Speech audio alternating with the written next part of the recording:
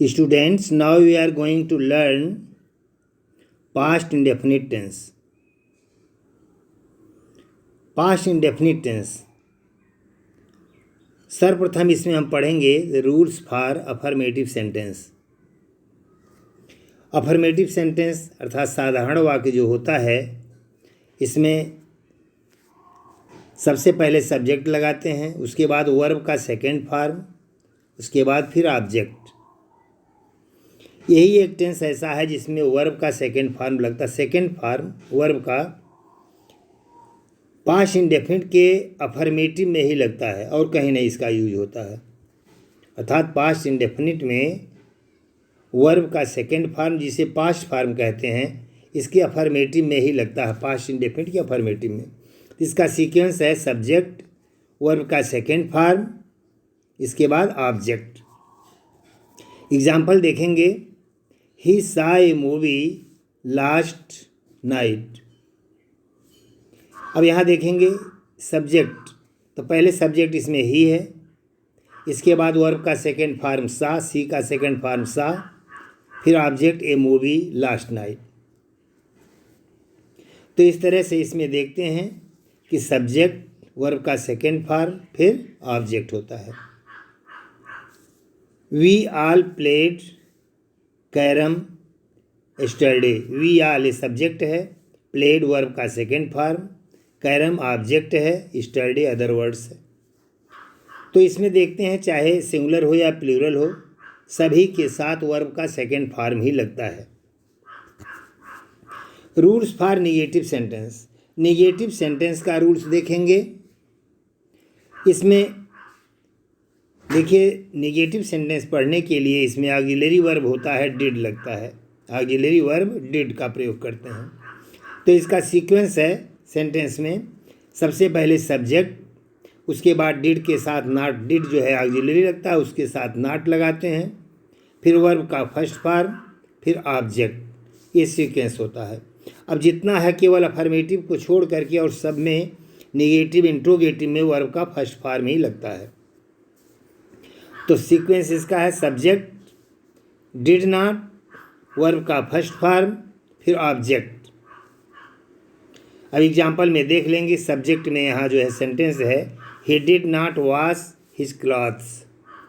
तो यहाँ ही सब्जेक्ट, इसके बाद डिड ऑक्सिलरी के साथ not, he did not wash, verb का फर्स्ट फॉर्म है वॉश, हिज क्लॉथ्स ऑब्जेक्ट है। तो यहाँ सब्जेक्ट, डिड नॉट, फिर वर्ब का फर्स्ट फॉर्म, फिर ऑब्जेक्ट। ये सीक्वेंस इसमें है। They did not take lunch together. यहाँ देख लीजिएगा, सुधार लेंगे, टेक में लेक हो गया है, इसको आप ठीक कर लेंगे, हमने ध्यान नहीं दिया है, थोड़ा गलत हो गया है। दे डिड नॉट लेक नहीं, बल्कि they did not take lunch together. तो वे यहाँ दे जो है सब्जेक्ट है, डिड नॉट जो है, इसके बाद मतलब ऑक्सिलरी डिड के साथ नॉट, फिर टेक, फिर लंच, ऑब्जेक्ट है टुगेदर। अब देखेंगे rules for interrogative sentence. Interrogative sentence देखते हैं कि यह जो है दो तरह का होता है, हम बताए हैं। एक होता है ऑक्सिलरी से शुरू होता है, इसका आंसर यस या नो में आंसर मिलता है, और दूसरा इंट्रोगेटिव जो होता है क्वेश्चन वर्ड से शुरू होता है। तो इसमें पहले देखेंगे जो यस या नो में आंसर मिलता है तो ऑक्सिलरी से शुरू होता है, अर्थात पहले हम डिड ऑक्सिलरी लगाते हैं, इसके बाद सब्जेक्ट, फिर वर्ब का फर्स्ट फॉर्म, फिर ऑब्जेक्ट करते हैं।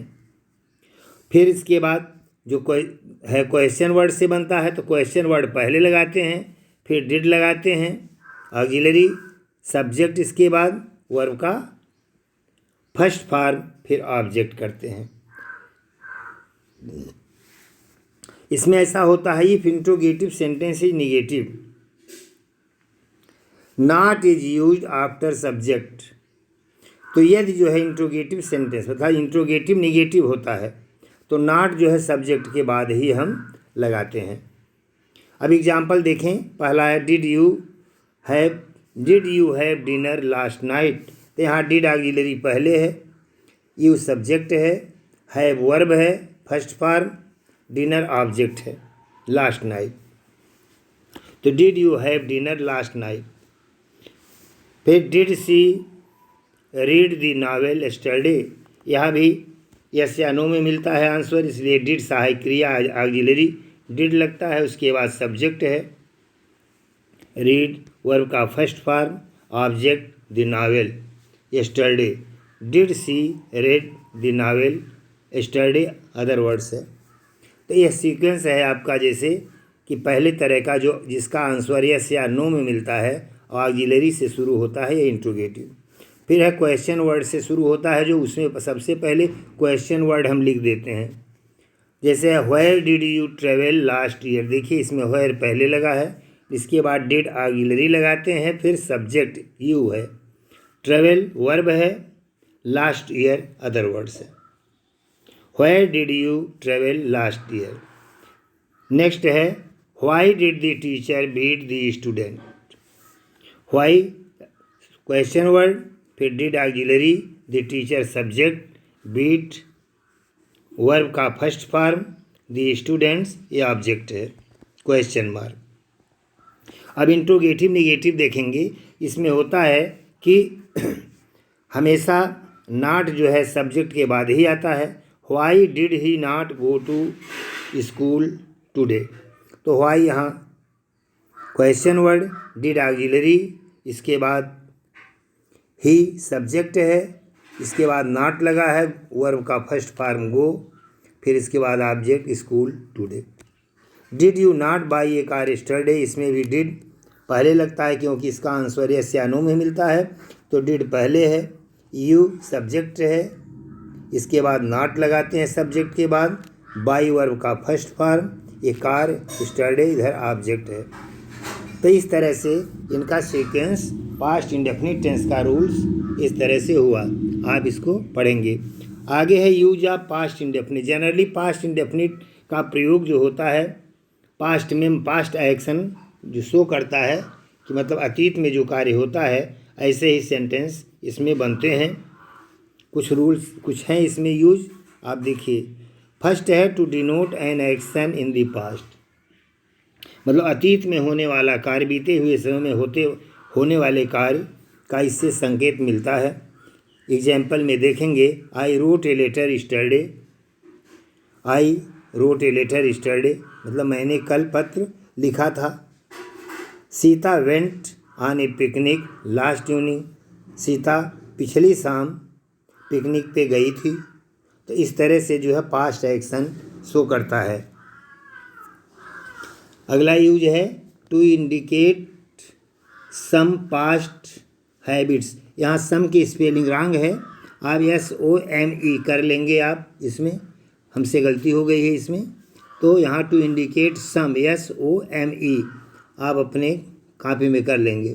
To indicate some past habits or customs, मतलब कुछ जो है अतीत की आदतें, मतलब बीते हुए समय में पास्ट में जो हैबिट होता है उसको दिखाने के लिए, या कुछ कस्टम्स या रीति रिवाज को दिखाने के लिए पास्ट का प्रयोग होता है। एग्जाम्पल में देखेंगे, ही टुक ए मॉर्निंग वॉक डेली, मतलब वह प्रतिदिन सुबह टहलने जाता था। मॉर्निंग वॉक मतलब यहाँ पास्ट में है, पास्ट की बात है। राम नेवर टोल्ड ए लाई, राम कभी झूठ नहीं बोलता था। ये पास्ट एक्शन शो कर रहा है, पास्ट हैबिट है इनकी इसकी कि मतलब कभी झूठ नहीं बोलता था पहले। थर्ड है to indicate an action going on at the time stated, मतलब दिए गए समय में काम का वर्णन इसमें होता है। While Rita densed his sister सैंग, यहाँ हिज जो है देखिए लिखा नहीं गया है। While Rita densed her sister, यहाँ कर लेंगे, एच भर केवल है, यहाँ हर आप लिख लेंगे इसमें, तो होगा while Sita danced her sister sang, HER यहाँ आप इसको लिख लेंगे। While Sita danced her sister सैंग।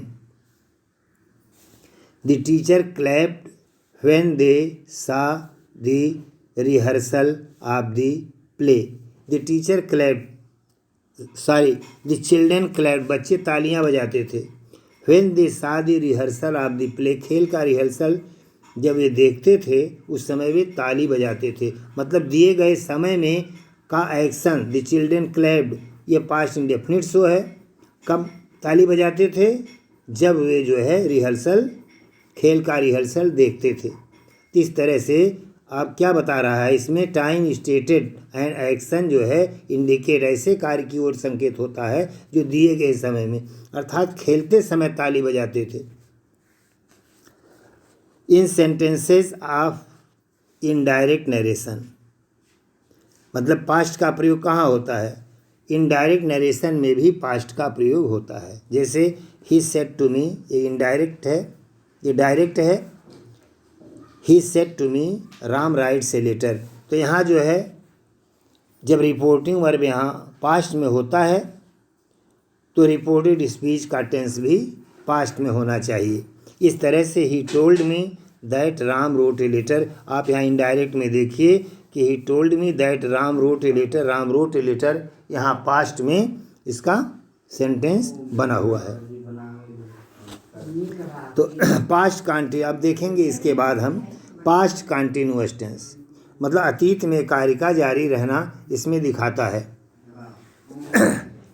अतीत में कार्य का जारी रहना, past continuous tense. Rules for affirmative sentence, affirmative sentence का रूल्स है, देखिए सबसे पहले सब्जेक्ट, इसके बाद वाज वर्ब सहायक क्रिया लगती है, वर्ब का एनजी फॉर्म, फिर ऑब्जेक्ट होता है। ये प्रेजेंट कॉन्टिन्यूअस में इज एम आर लगता है और पास्ट कॉन्टिन्यूअस में वाज वर्ब लगता है, और सब वही रूल्स होते हैं। सीक्वेंस इसका अफर्मेटिव का है, सबसे पहले सब्जेक्ट, फिर वाज वर्ब सहायक क्रिया, फिर वर्ब का एनजी फॉर्म, फिर object.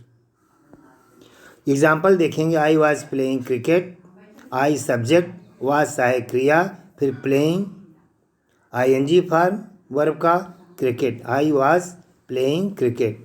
You were reading novel, ये सेकेंड एग्जाम्पल है, you were reading novel, you के साथ were auxiliary, reading novel, you were reading novel. Rules for negative, negative का रूल होता है ऑक्सिलरी के बाद नॉट लगा देते हैं, बस यही है। सीक्वेंस है सब्जेक्ट, वाज वर्ब, इसके बाद नॉट ऑक्सिलरी, वर्ब का एनजी फॉर्म, फिर ऑब्जेक्ट होता है। पहले सब्जेक्ट, फिर वाज वर्ब, इसके बाद नॉट, फिर वर्ब का आईएनजी फॉर्म, फिर ऑब्जेक्ट लगाते हैं। एग्जाम्पल है, his mother was not cooking food, the children were not sleeping, his mother was not cooking food, the children were not sleeping।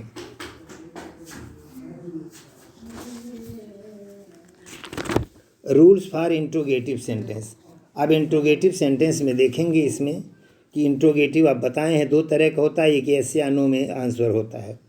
तो वह जो है वाज वर्ब से शुरू होता है, इसके बाद सब्जेक्ट लगाते हैं, वर्ब का एनजी फॉर्म, फिर object question mark, was verb, इसके बाद सब्जेक्ट, फिर वर्ब का एनजी फॉर्म, फिर ऑब्जेक्ट होता है।